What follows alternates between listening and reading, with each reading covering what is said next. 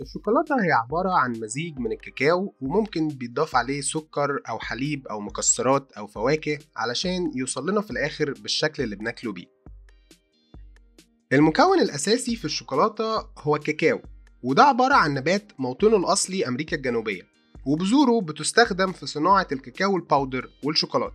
حبوب الكاكاو بتتجاب من قرون الكاكاو اللي بتبقى على الشجرة، وبتتقشر وتتنشف وبعدين تتحمص وتطحن، وبيتعمل بيها عجينة الشوكولاتة الخام اللي بعد كده بيتحط عليها الإضافات حسب نوع الشوكولاتة اللي هتتعمل في الآخر. اللي اكتشف شجرة الكاكاو كان شعب المايا والأزتك اللي بلادهم كانت في المكسيك وأمريكا الوسطى تقريبا من 2000 سنة، لأن الشجرة كانت بتنمو في أرضهم، وكانوا بيطحنوا ويعصروا الحبوب علشان يعملوا منها مشروب الكاكاو اللي ما كانش بيعملوه مسكر زي دلوقتي، لا ده كان بيتحط عليه توابل وبهارات، فكان المشروب بيبقى حراق. ومن كتر ما كان الكاكاو مشهور في حضارة المايا، كان الأغنياء بيدفن معاهم الكاكاو لاعتقادهم إنه بيخلي المتوفي سعيد وفرحان في العالم الآخر.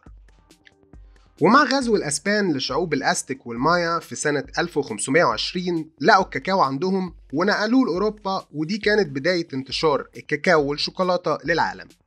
في سنة 1847 في بريطانيا شخص اسمه جوزيف فراي وابنه صنعوا أول بار شوكولاتة مشابه للمعروف عندنا النهاردة، وكانت فكرة تصنيعه عبارة عن إنهم كبسوا معجون باودر الكاكاو والسكر والزبدة في قوالب.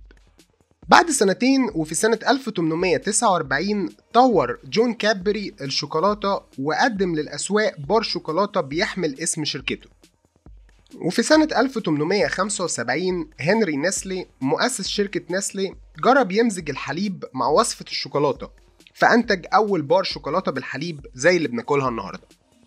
في أنواع كتير للشوكولاتة، بس أشهرهم واللي احنا متعودين نشوفهم في حياتنا اليومية هما الشوكولاتة الغامقة أو الشوكولاتة المرة، دي بتبقى مش مسكرة وبيكون لونها غامق مايل للأسود، ونسبة الكاكاو فيها عالي من 70 ل 100% تقريبا. الشوكولاتة بالحليب ودي أشهرهم، هي شوكولاتة مصنوعة من الكاكاو والحليب سواء كان باودر أو سائل أو مكثف، وبتكون مسكرة ونسبة الكاكاو فيها ما تقلش عن 20% وممكن توصل لحد 70%. الشوكولاتة البيضاء، وفي الحقيقة دي ما فيهاش كاكاو أصلا، هي مصنوعة من السكر الحليب وزبدة الكاكاو، طعمها بيكون مسكر وما فيهاش مرارة الكاكاو. بودرة الشوكولاتة أو الكاكاو، ودي البودرة اللي بنقدر نستخدمها علشان نعمل مشروبات زي الكاكاو السخن أو الساقع، أو نستخدمها في الخبز والحلويات. الشوكولاتة طعمها حلو وبتقلل الشعور بالإجهاد وبتسبب السعادة، ده غالبا عشان هرمون الدوبامين بيتفرز في المخ لما ناكل الشوكولاتة، وده بيسموه هرمون السعادة. وفوائد الشوكولاتة معظمها بيجي من الكاكاو نفسه، يعني كل ما تعلى نسبة الكاكاو وتزيد بتزيد فوائدها، علشان كده الشوكولاتة الغامقة بتعتبر مفيدة أكتر من الأنواع التانية.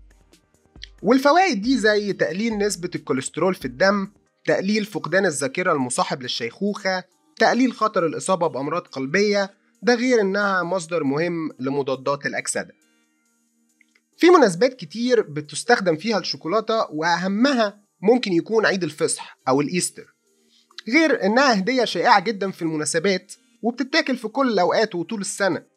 ده خلى استهلاك الشوكولاتة عالميا عالي جدا، لدرجة إن في آخر إحصائية عن استهلاك الشوكولاتة عالميا في سنة 2019 وصل استهلاك العالم ل 7.7 مليون طن سنويا.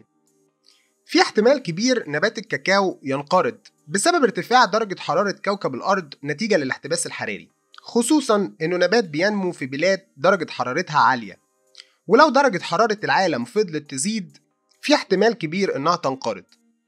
بس الخبر الكويس إنه مش قريب، أو على الأقل مش في خلال ال50 سنة اللي جايين.